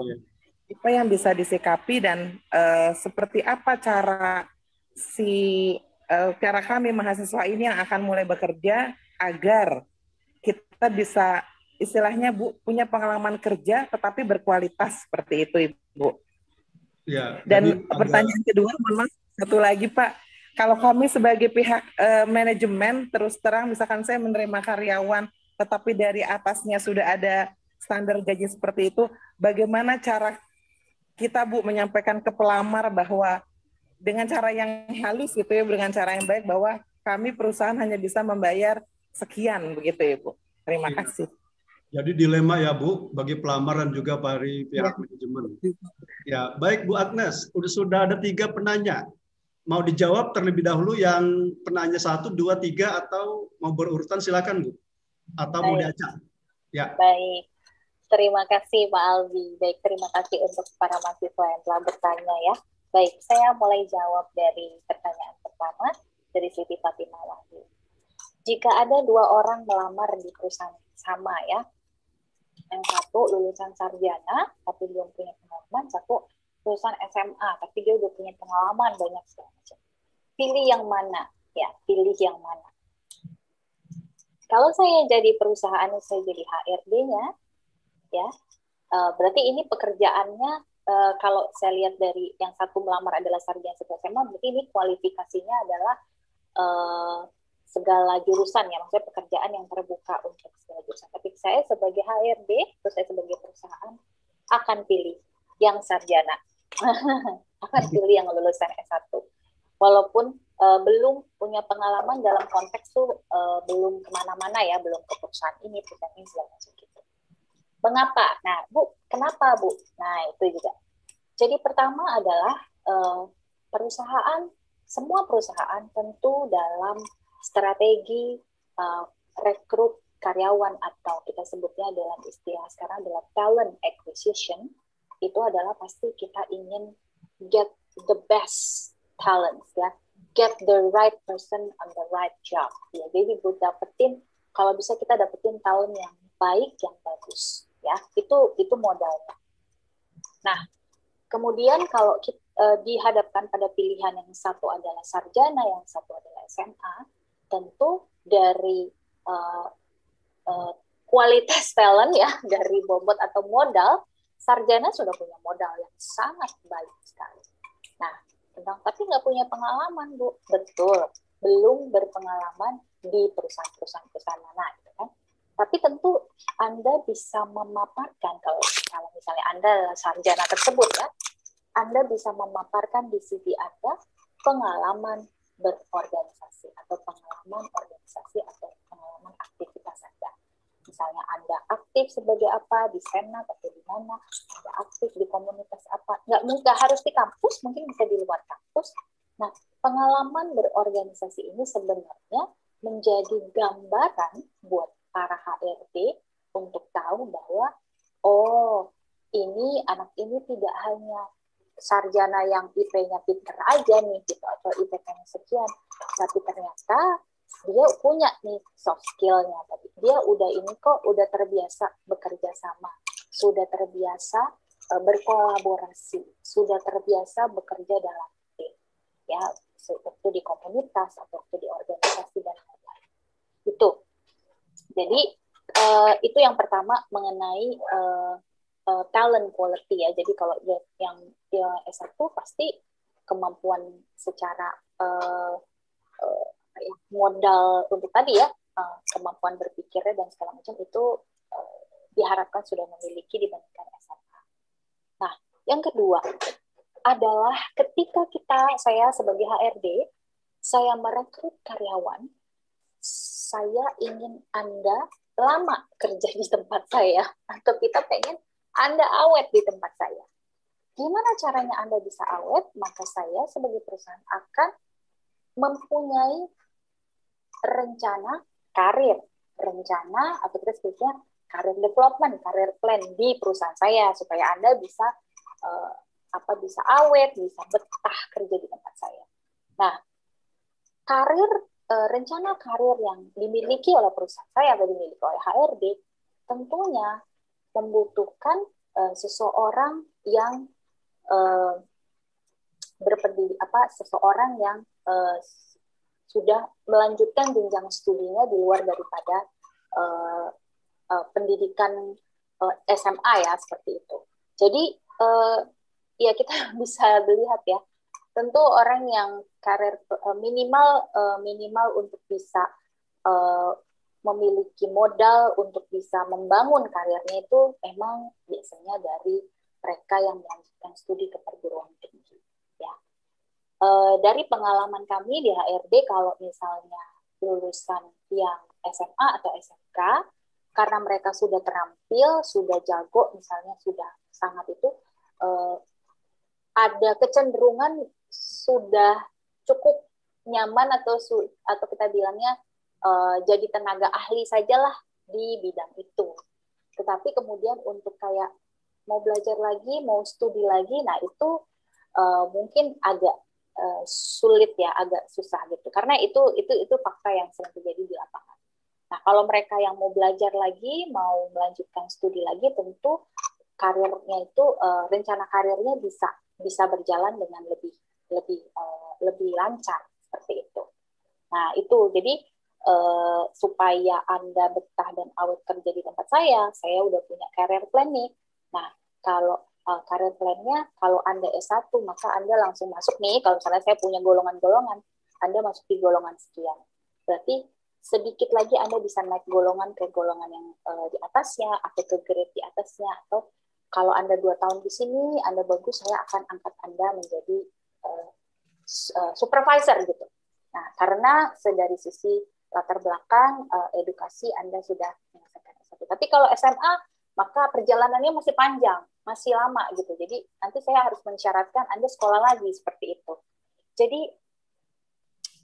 jangan khawatir, karena sebenarnya perusahaan itu senang kalau banyak sarjana yang masuk di perusahaan tersebut gitu. Jadi modal capitalnya itu sangat baik. Dan bahkan kami kalau di perusahaan itu kita ada namanya, kita tuh setiap tahun ada wajib lapor ketenagakerjaan. Nah, di saat kita wajib lapor itu, Dinas Tenaga Kerja itu suka nanya, berapa sih karyawan Anda yang lulusan S1, lulusan D3, seperti itu. Dan semakin banyak kita punya lulusan sarjana ya, baik D3 maupun S1, maka kualitas sumber daya manusia dari perusahaan tersebut itu memiliki pandangan atau persepsi yang positif. Jadi dianggap, oh Anda punya sumber daya manusia yang kompeten. Seperti itu ya. Jadi jangan khawatir sih Fatimah. Kita pilih yang sarjana. Kemudian yang kedua, lowongan pekerjaan di internet, Bu. Gimana kita tahu bahwa itu penipuan atau itu benar? Ketahuannya gimana? Nah, kalau misalnya Indi mendapat undangan nih, ceritanya mendapat undangan untuk interview atau tes. Nah, undangan itu wajib kita harus validasi ya. Biasanya gini caranya. Jadi di undangan itu apakah ada contact person ataukah ada, biasanya kalau undangan kan ada copy suratnya dan lain-lain. Intinya adalah kita harus validasi tapi cek di luar dari undangan tersebut. Misalnya gini, undangannya ada alamatnya, alamat tempat perusahaan itu. Nah, kita coba cek ke websitenya perusahaan ini. Sekarang, karena zaman sekarang kan kita semua bisa cek lewat website atau internet. Jadi kita cek lewat internetnya. Oh, benar nggak ini alamat websitenya? Nah, kadang-kadang alamat websitenya nggak sama atau salah. Nah, itu kalau udah beda, kita perlu untuk alert atau waspada, ya. Kemudian yang kedua, nah biasanya perusahaan itu ada nomor kontak, atau kan kalau di website itu ada apa namanya, alamat perusahaan, jadi hubungi kami atau kontak kami. Anda boleh telepon ke perusahaan itu, kemudian saya mau bicara dengan bagian HRD-nya karena saya mendapat undangan panggilan interview nih. Nanti di cross check, dicek panggilan interview, siapa yang kirim ya? Oh, itu yang bawa tanda tangannya si Bapak ABC gitu. Wah, kita nggak ada nama karyawan atau pimpinan atas nama Bapak ABC.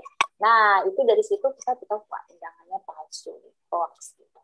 Nah, kemudian yang ketiga tadi, jadi yang pertama adalah kita harus validasi atau cross check dengan mengecek ke website dari nama institusi itu, ya. Nah, yang kedua, kalau di undangan itu sudah ada kesan kita harus membayar. Tadi ya, ingatnya adalah ini kok kayak agen kerja ya, kok ini kita disuruh bayar ya, kok kita disuruh pesan tiket, kok kita disuruh pesan akomodasi ya. Nah, itu apapun yang seperti itu pasti dia patut dicurigai atau patut untuk dicek. Ya, balik lagi, kalau kita mencari kerja, harusnya kita dapat bayaran, kan kita bekerja. Bukannya kita harus bayar. Ya, itu satu. Jadi, hal yang perlu kita waspadai tadi satu, kita harus cek kebenarannya atau validasi ke website asli atau resminya, cari di situ ada kontak centernya, call centernya, nah Anda bisa validasi undangan yang Anda terima. Yang kedua adalah, tadi tanda-tandanya adalah minta duit, minta bayaran, seperti kayak agen, terus bahasa-bahasa lowongannya tuh tidak formal gitu lah, jadi kayak ada yang salah ketik, mungkin kok kata-katanya agak aneh ya, itu di situ patut untuk dicurigai. Ya. Nah, kemudian yang ketiga adalah Ibu Diah Kartika ST. Nah, perusahaan melamar, ketika kita melamar tapi kemudian ya karena alasan pandemi, kemudian perusahaan bilangnya gajinya di bawah UMR, padahal kerjanya full. Gimana ya Bu gitu? Nah, apakah kita sebagai pelamar atau sebagai fresh graduate harus terima-terima aja? Gitu. Nah, hal yang paling prinsip ketika kita melamar kerja adalah choice, pilihan. Ya, jadi upayakan sebelum Anda lulus atau nanti pada saat Anda melamar kerja, Anda tidak hanya melamar di satu tempat. Anda melamar di banyak tempat. Nah, yang kedua, ini kan anak mahasiswa S1 ya, jadi Anda belajar ekonomi makro, Anda belajar ekonomi Indonesia, oke. Tadi kalau saya paparkan di data BPS ada pekerja-pekerja yang terdampak COVID. Nah, berarti kan karena ada perusahaan atau industri yang terdampak COVID. Nah, tetapi jangan salah, ada industri yang enggak terdampak COVID juga. Maksudnya ada industri yang tetap bisa bagus, tetap bisa survive, bahkan bisa perform juga bagus. Ya. Nah, itu yang mesti kita ketahui. Oh, sebaiknya saya melamar di industri mana ya, gitu. Jadi kita kan, maka rajin-rajinlah kita membaca atau kita googling atau kita research kira-kira prospek bisnis atau industri kita nih saat ini, industri mana yang memang stabil, industri yang masih bertahan, industri yang survive gitu. Nah, kemudian industri inilah yang juga menjadi target kita melamar pekerjaan. Saya rasa banyak sekali kok industri-industri yang tetap baik, tetap kinerjanya juga bagus, ya industri pendidikan juga baik, seperti itu yang masih bisa survive. Nah, kita jadi coba untuk mencari peluang di industri-industri itu sih kata kuncinya sih, kita harus bisa tahu industri mana yang tetap bertahan, yang stabil, dan industri mana yang terpuruk. Kalau industri yang terpuruk, ya pasti nanti industri tersebut dia akan menyampaikan bahwa ya kemampuan dari perusahaan untuk membayar gaji karyawan cuma segini, Anda mau terima juga. Jadi kembali lagi, semuanya adalah pilihan ketika Anda nanti melamar, jangan melamar cuma satu, tapi melamar lebih dari satu perusahaan, dan perhatikan industrinya, perhatikan rajin-rajin baca berita, rajin-rajin meningkatkan kemampuan Anda. Oh, yang ini kayaknya industrinya lagi nggak bagus sih, ya kan? Ketika Anda diterima, saya diterima di perusahaan IT, kemudian saya diterima juga misalnya di perusahaan makanan dan minuman. Kira-kira pilihannya mana ya, Bu? Wah, saya rasa sih perusahaan makanan dan minuman itu perusahaan yang masih stabil dan malah bagus sebelum pandemi, karena mereka tuh survive. Apalagi IT itu juga bagus sekali, karena semua orang saat ini demand untuk digitalisasi, perusahaan IT itu berkembangnya luar biasa. Nah, itu kemudian menjadi saya cukup ambil aja dua-dua gitu ya. Thank you. Nah, kemudian jadi intinya adalah punya pilihan. Jadi kalau Anda punya pilihan, maka Anda akan bisa menentukan mana yang sesuai dengan standar. Tapi kalau boleh, pastikan Anda mencari perusahaan yang membayar atau memberikan kompensasi gaji sesuai dengan ya, pastikan itu. Karena perjalanan Anda sebagai lulusan baru, apalagi masuk ke dunia kerja baru, perjalanan Anda masih panjang. Jadi pastikan bahwa tempat Anda bekerja itu juga masih panjang berdirinya, ya, masih bisa survive untuk gaji Anda gitu ya. Nah, kemudian kalau dari sisi manajemen gimana, Bu? Gitu. Nah, kita kan manajemen udah dikasih tahu nih standar gajinya cuma bisa sekian. Terus ngomongnya gimana sama pelamarnya gitu loh, pada saat kita rekrut. Nah, kebetulan itu juga banyak terjadi saat ini. Nah, kalau memang artinya gini, dari pihak manajemen juga harus bisa melihat apakah ketika merekrut karyawan ini, apakah kita membayar standarnya ini untuk berapa lama? Membayar di bawah standar ini untuk berapa lama? Apakah karena kita lagi zamannya susah nih pandemi, maka selama tahun 2021 ini untuk pelamar baru Anda hanya dapat 70% dari upah minimum provinsi misalnya gajinya. Tapi nanti 2022 kita akan kembalikan lagi ke upah minimum provinsi yang sesuai, misalnya seperti itu. Nah, sebenarnya intinya adalah kalau misalnya si pelamarnya oke, ya nggak apa-apa, itu intinya adalah kesepakatan, ya. Jadi sepakat ya sudah, apa-apa. Nah, bisa saja pelamar itu akan diterima. Tapi kalau pelamarnya tidak oke, ya juga tidak apa-apa gitu. Jadi sepakat untuk tidak sepakat gitu. Jadi memang itu semua keputusan yang diambil dalam suasana kehendak bebas. Jadi juga jangan menggunakan pandemi COVID itu untuk kemudian dijadikan alasan untuk dalam tanda kutip ya nge-push gitu atau memaksa atau mengkondisikannya gitu ya. Jadi tetap berikan pilihan, monggo kalau Anda mau ambil kesempatan ini ya ini kondisinya, tapi kalau Anda tidak bisa ya nggak apa-apa gitu. Seperti itu, karena itu kondisi perusahaan yang ada. Jadi ada batas waktu atau ada sampai kapannya nih kita 70% doang dari gaji atau 50% doang dari gaji, seperti itu. Gitu Ibu. Terima kasih. Bu Agnes, ada 3 penanya ya, tapi kelihatannya masih ada waktu Bu, tapi hanya untuk 1 penanya saja. Oh, satu. Boleh, Pak. yang angkat tangan ada 5 nih. Sudah banyak juga. Untuk 1 penanya saja kayaknya nih Bu. Oke Bu Ayu, silakan. 1 orang ya Pak Albi ya. 1 orang aja. 1 orang berarti tadi atas nama Hesi Cepabukas. Hesi. Ya, silakan Hesi. Boleh kan? Hesi. Ya, baik. Selamat siang untuk Bu Agnes, Pak Albi, dan dosen-dosen semuanya. Ya, sebutkan nama, name, ya, program studi dan konsentrasinya. Nama saya Hesi Cayaning Pamungkas, NIM-nya 2017-135, jurusan Manajemen Konsentrasi SDM. Ya, silakan. Saya ingin menanyakan mengenai ini. Kita kan nanti lulusan dari bakti pembangunan tentunya banyak yang memiliki skill-skill bagus. Nah, bagaimana cara meyakinkan perusahaan bahwa dari STI EBP itu memiliki skill bagus, sedangkan pesaingnya itu dari kampus-kampus ternama, kampus-kampus universitas besar seperti itu, Pak? Ya, demikian Bu Agnes, cukup jelas pertanyaannya. Ya, jelas. Iya, oke. Silakan langsung dijawab aja, Bu.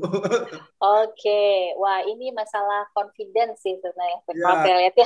diri nih. Betul, Anda. Bagaimana sih meyakinkan diri, meyakinkan pihak perusahaan bahwa kita itu memang bisa loh kompetisi kita itu, atau kita memiliki kompetitor tapi kita itu bisa dianggap gitu maksudnya. Betul. Oke. Nah, ini saya saya boleh share sedikit ya. Jadi karena saya dari pihak sekarang saya dari pihak perusahaan ya, dan saya dari HRD gitu. Nah, kadang kita itu kalau misalnya itu di situ ada lowongan atau kesempatan bekerja yang dibuka secara yang misalnya dibuka untuk semua, untuk umum. Balik lagi tadi, kita semua punya kesempatan yang sama. Dan saya sebagai HRD, saya akan terbuka menerima semua lulusan. Karena gini, dalam pengalaman saya, lulusan yang kampus-kampus yang ternama pun ya, nggak awet juga kerja di saya. Gitu misalnya.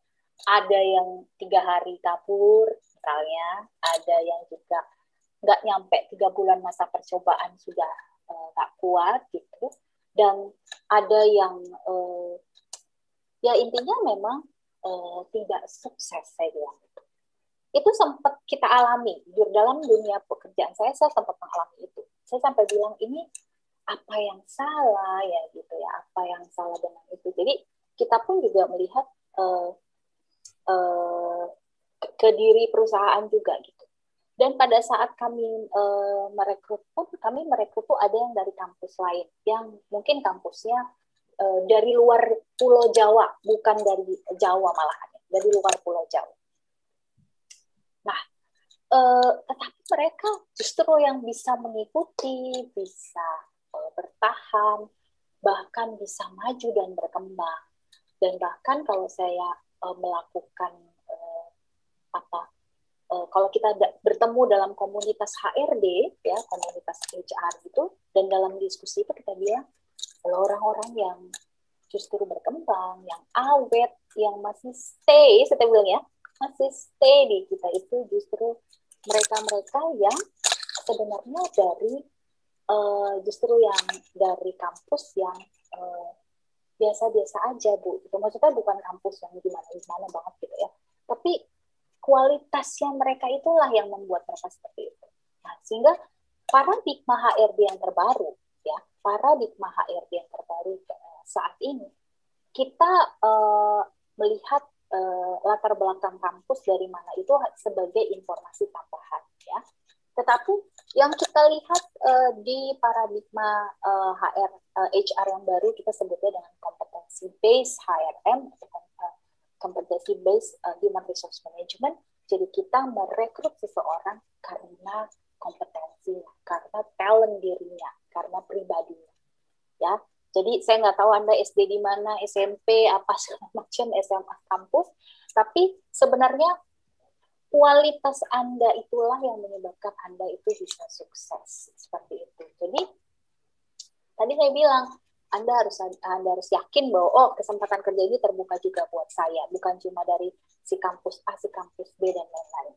Kemudian kesempatan kerja ini juga menjadi ketika Anda nanti lulus tuh sebenarnya yang akan kalau ibaratnya kita, jadi Anda tuh akan berada di dunia atau hutan pencari kerja itu sebagai diri Anda sendiri, gitu.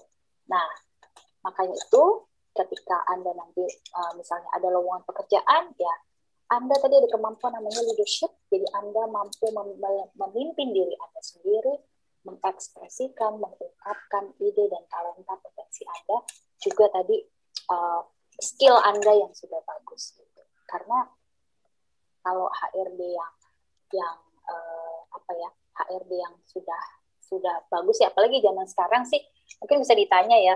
Kayak kalau saya sih nggak pernah merekrut karena latar belakang kampus atau apa ya, tapi saya merekrut benar-benar dari kompetensi dari orang-orangnya tersebut gitu. Jadi, nah Bu, jadi kadang-kadang kita sudah bilang kampus itu apakah kemudian menentukan juga kita sukses apa enggak. Nah, kenapa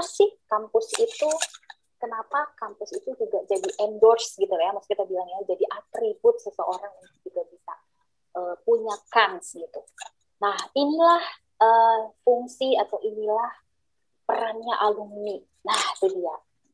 Jadi, kalau mungkin teman-teman alumni kita yang udah pada lulus, mereka sukses di tempat kerjanya, nah, tadi kan mereka bisa ngasih info ke kita.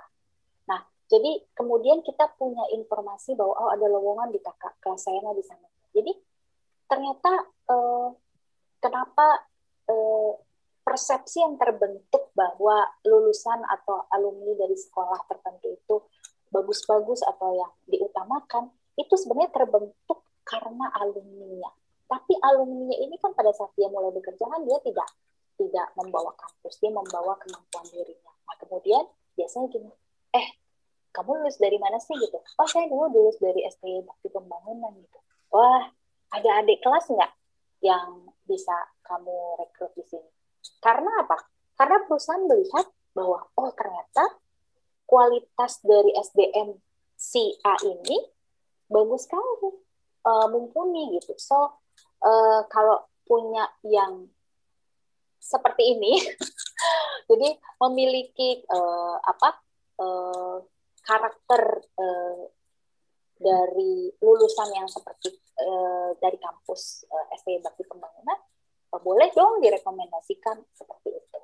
Jadi itu yang harus ditanamkan. Jadi bagaimana alumni kemudian menciptakan reputasi yang positif bagi kampus, dan kemudian kampusnya itu sebenarnya menjadi endorse atau atribut yang membuka peluang lebih banyak buat lulusan-lulusan berikutnya. Jadi kata kuncinya adalah di alumninya. Oke, terima kasih Bu Agnes yang telah bersedia menjawab. Dari 4 penanya tersebut, ya untuk lebih semangat kita beri tepuk tangan lagi. Oke, Bu Agnes, ini kita panitia memberikan semacam gift, Bu, untuk 3 penanya terbaik.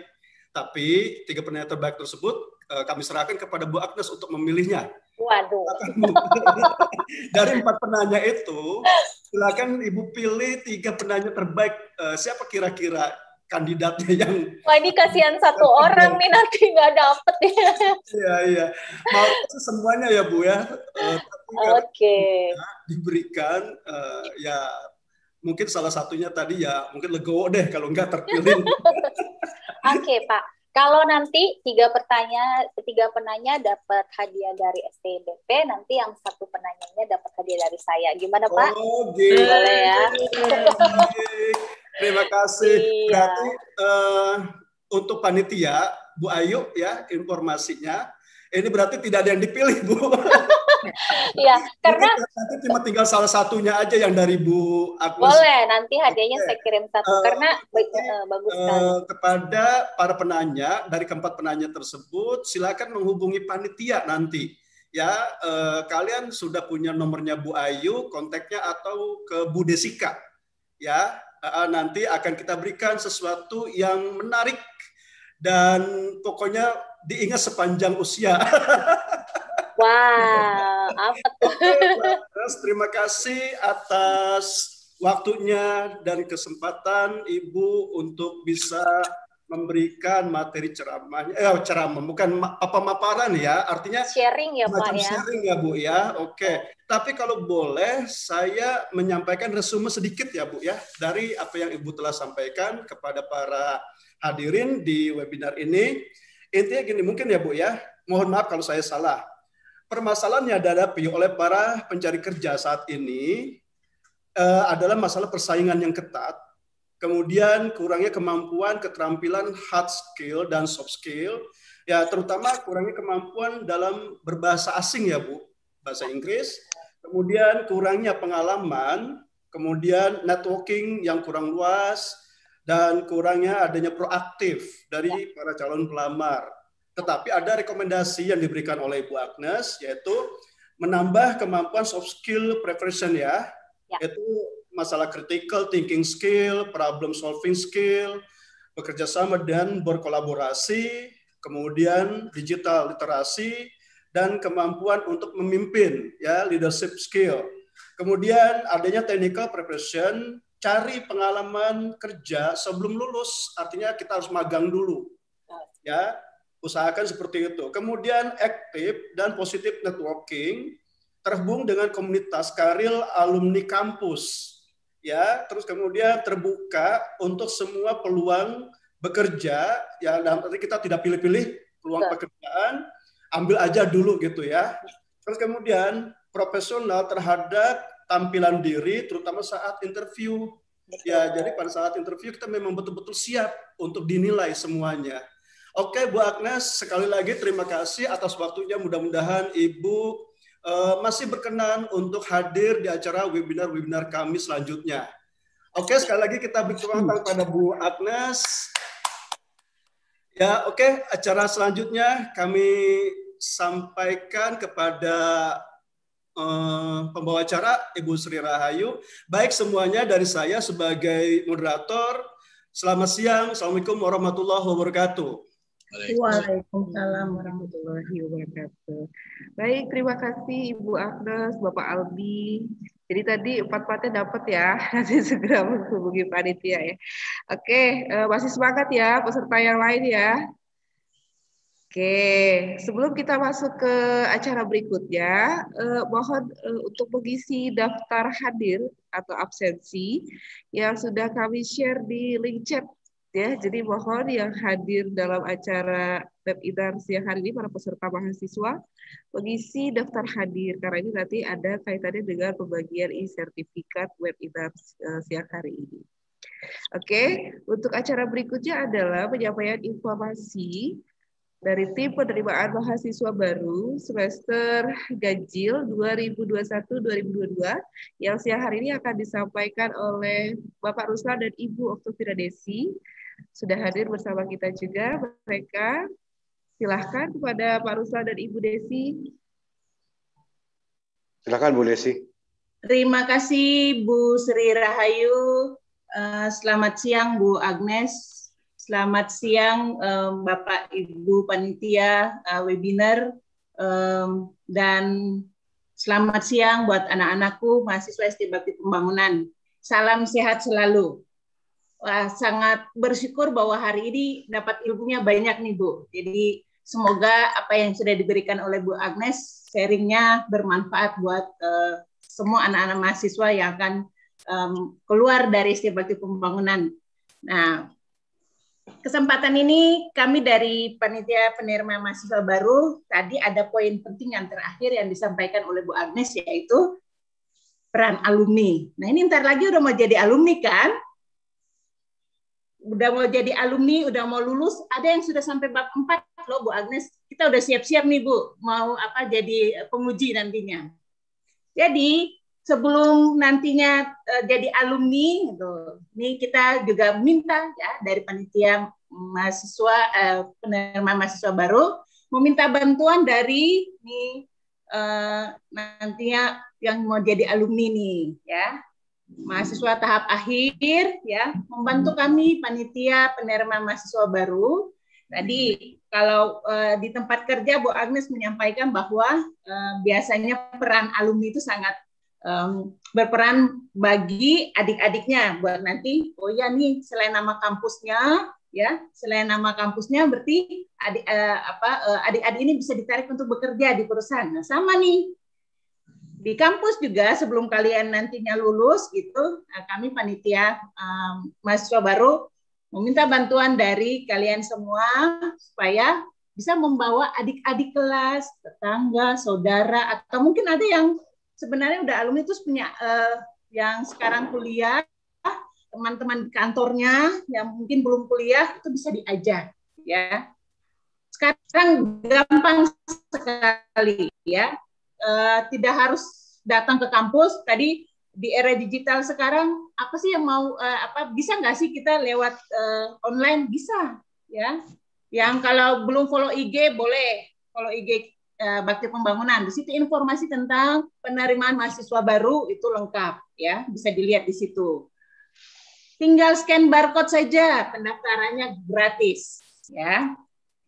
Biaya kita jadi kalau yang dulu mau bayar berapa sih? 500.000 sudah dapat NIM.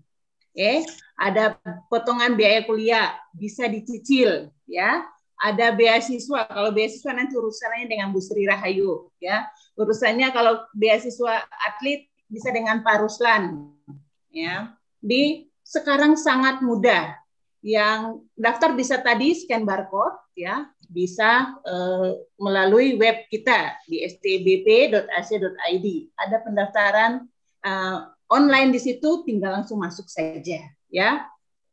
Untuk yang lainnya bisa juga WA ya, di IG Bakti Pembangunan itu ada nomor telepon ya, ada nomor WA di situ, bisa WA.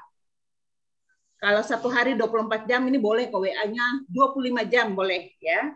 Kalau 1 minggu 7 hari boleh 8 hari gitu. Terserah.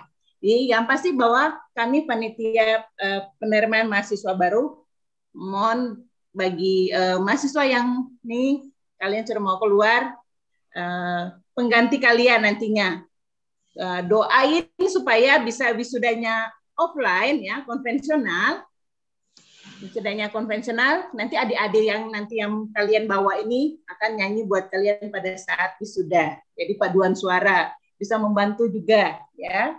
Jadi pendaftaran gratis ya, tinggal langsung kalian scan barcode-nya. Ada nggak sih kalau kami bawa mahasiswa baru dapat sesuatu? Ada sesuatu ya Pak Ruslan ya. Ada sesuatunya Bu. Dari mitra ke mitra ya, sesuatunya ya lumayan lah buat kalau makan bakso bisa ya. Ada banyak kok teman-teman yang sekarang ini yang semester 8 ini sudah banyak juga yang membawa adik-adik kelasnya. Nah, sekarang di semester ganjil 2021-22 ya, mohon bantuannya lagi untuk bisa membawa adik-adik kelasnya, bisa membawa tetangganya atau mungkin yang sudah bekerja, teman-teman di kantornya yang belum bekerja itu bisa diajak untuk ke kampus. Kalau tadi seumpamanya mau ke kampus boleh nggak? Boleh ya. Petugas pendaftaran itu ada dari hari Senin sampai dengan hari Sabtu. Kalau tadi online itu bisa 25 jam ya. Kalau offline mau datang ke kampus itu dari jam 8 pagi sampai dengan jam 7 malam. Ada petugasnya di sini, boleh langsung datang ke sini. Ya, kalau online, terus kalau scan barcode, gimana sih kalau tahu bahwa siapa yang bawa atau referensi dari siapa? Boleh di situ ada nama untuk calon mahasiswa baru dalam kurung nama kalian. Ya, nanti itu bisa di screenshot aja, dikirim ke panitia melalui nomor WA yang sudah tertera di informasi untuk registrasi. Ya. Ini itu dari saya, dari penerimaan mahasiswa baru. Sekali lagi kami tunggu ya. Anak-anakku membawa adik-adik, tetangga, teman yang untuk datang kuliah di SD Bakti Pembangunan. Ya, kalau bukan dari yang mau alumni ini, siapa lagi? Ya, kami tunggu info baiknya sebelum nanti lulus gitu sudah membawa adik-adik kelas, saudara, teman, tetangga untuk datang kuliah di SD Bakti Pembangunan. Terima kasih. Mungkin ada tambahan dari Pak Ruslan? Cukup Bu, cukup. Terima kasih sekali lagi Bu Ayu. Terima kasih, saya kembalikan pada Bu Ayu. Assalamualaikum warahmatullahi wabarakatuh. Waalaikumsalam warahmatullahi wabarakatuh. Baik, terima kasih Ibu Desi dan Pak Ruslan.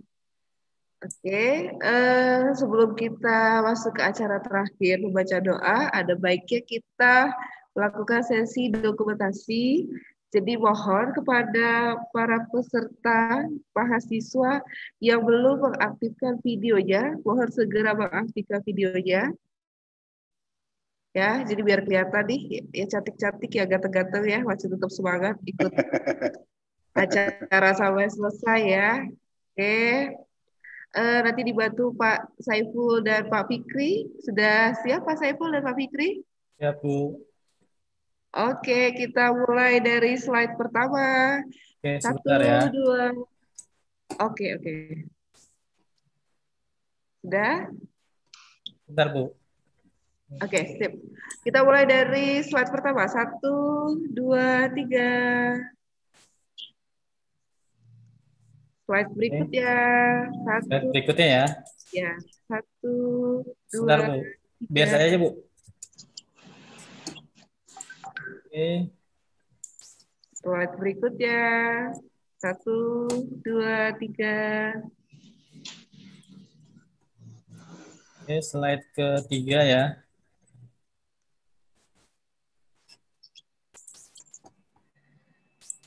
Oke. Slide keempat ya, Pak Fikri ya. Ya, slide keempat ya. Slide keempat. 1, 2, 3. Slide kelima. Bentar, Bu. Oh, belum. Bersabar karena slide-nya ada 9, jadi bersabar. Oke, slide kelima. Slide kelima. 1, 2, 3.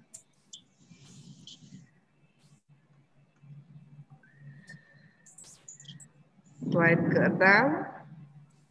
Bentar, slide ke-6. 1, 2, 3. Slide ke-7. Slide ke-7.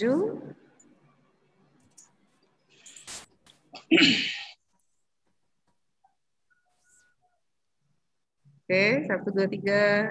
Slide ke-8 ya Pak Fikri ya. Oke, slide ke-8. Slide ke-8. 1, 2, 3. Slide terakhir. Slide ke-9. Oke, slide terakhir. Oke, 1, 2, 3. Oke, terima kasih. Sudah semua ya Pak Fikri ya? Oke. Baiklah, hadirin peserta webinar pada siang hari ini, kita masuk ke acara terakhir, yaitu pembacaan doa yang akan disampaikan oleh Bapak Mahfud Afas, SEM AKT. Apakah Pak Mahfud sudah bergabung bersama kami di sini? Sudah. Oke, silakan Pak Mahfud. Ya, bismillahirrahmanirrahim. Assalamualaikum warahmatullahi wabarakatuh. Waalaikumsalam warahmatullahi wabarakatuh. Bapak dan Ibu serta anak-anakku sekalian, doa ini saya pimpin berdasarkan Islam. Bagi Bapak, Ibu, dan anak-anakku sekalian, silahkan berdoa menurut agama dan keyakinan masing-masing. Untuk yang Islam, mari kita awali dengan surah Al-Fatihah. A'udzubillahi minasyaitonirrajim. Bismillahirrahmanirrahim. Alhamdulillahirabbil alamin arrahmanir rahim maliki yaumiddin. Iyyaka na'budu wa iyyaka nasta'in ihdinas siratal mustaqim. Siratal ladzina an'amta 'alaihim ghairil maghdubi 'alaihim waladdallin. Amin. Bismillahirrahmanirrahim. Alhamdulillahirabbil alamin hamdan syakirin hamdan na'imin hamdan yuwafi ni'amahu wa yukafi majidah. Ya rabbana kama yanbaghi li jalali wajhika wal 'azimi sultanih. Allahumma ala sayyidina Muhammad wa ala alihi sayyidina Muhammad. Astaghfirullahalazim, astaghfirullahalazim, astaghfirullahalazim. Puji syukur patut kami panjatkan kehadirat-Nya Allah.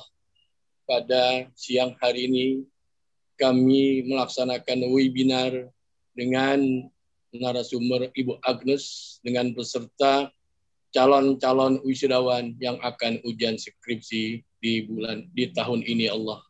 Amin. Ya Allah, ya Tuhan kami mohon kepadamu ya Allah, agar peserta webinar ini menerima apa yang telah disampaikan oleh narasumber yang nantinya akan mempersiapkan bila ia akan melamar pekerjaan ya Allah.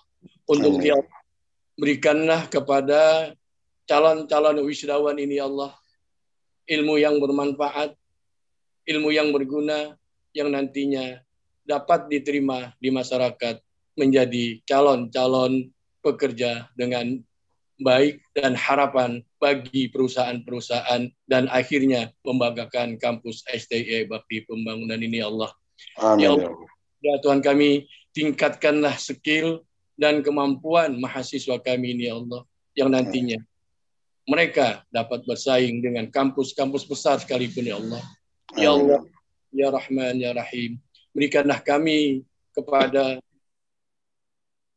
memberi ilmu kepada mereka ya Allah. Ilmu yang kami berikan akan menjadi catatan-catatan di yaumil akhir nanti ya Allah.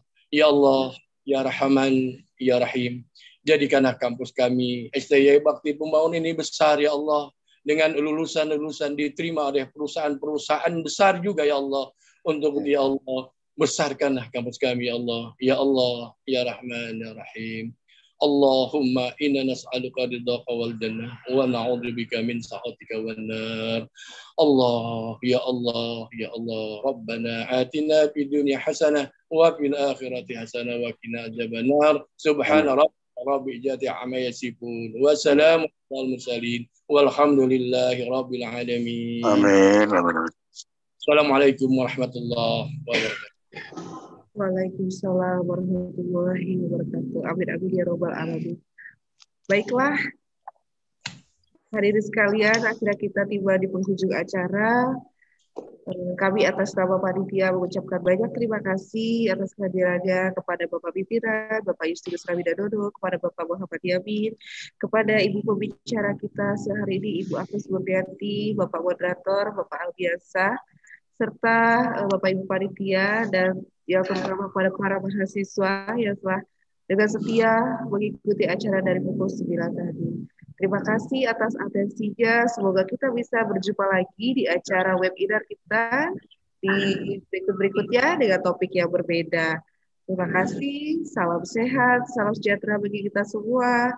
Selamat siang. Assalamualaikum warahmatullahi wabarakatuh.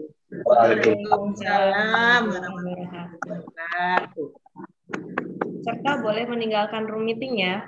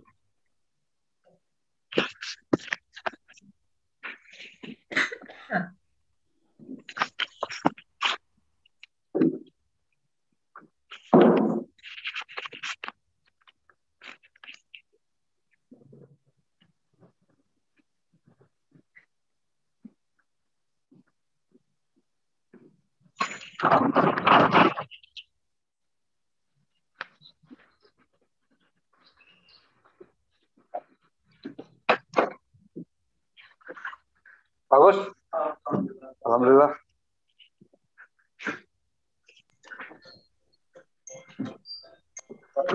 Bagus. Ini fungsinya kita.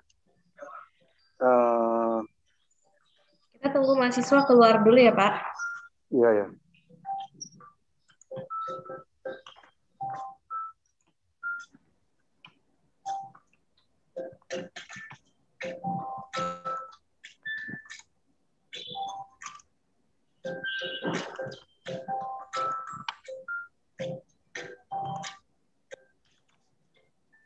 Ini yang belum keluar pasti mereka cuma join aja. Belum kita dengerin nih, makanya udah selesai acara nggak langsung keluar. Mungkin aja semua nih. Sambil bantu di remove, Bu Desika boleh? Ini ya, nih dari tadi udah nge-remove nih dari tadi. Nongol.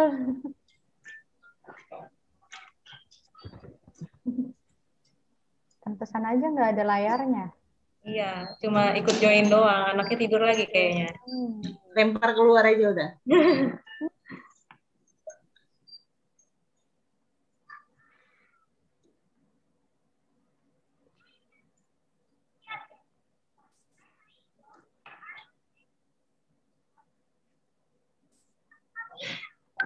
Ada siapa nih?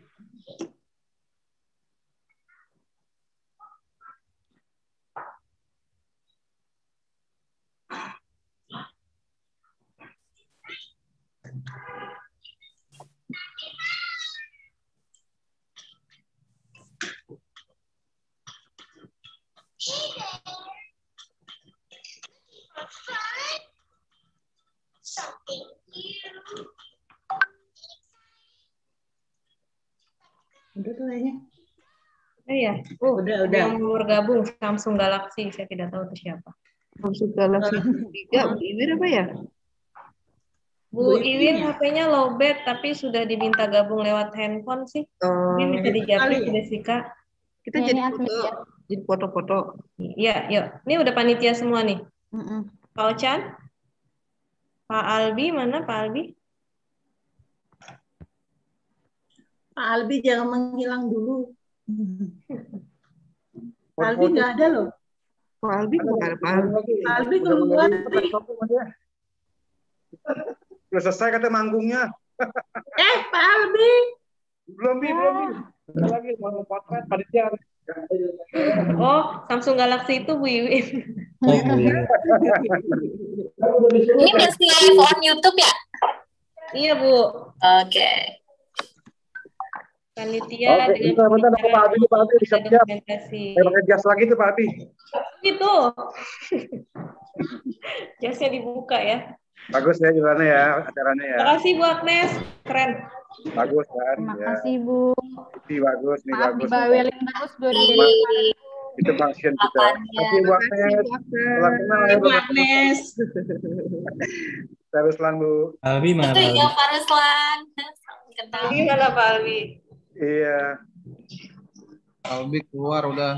Dari handphone aja nggak apa-apa Pak Albi. Masuk lagi. Ini live YouTube-nya mau dimatiin. Ya, YouTube matiin aja udah.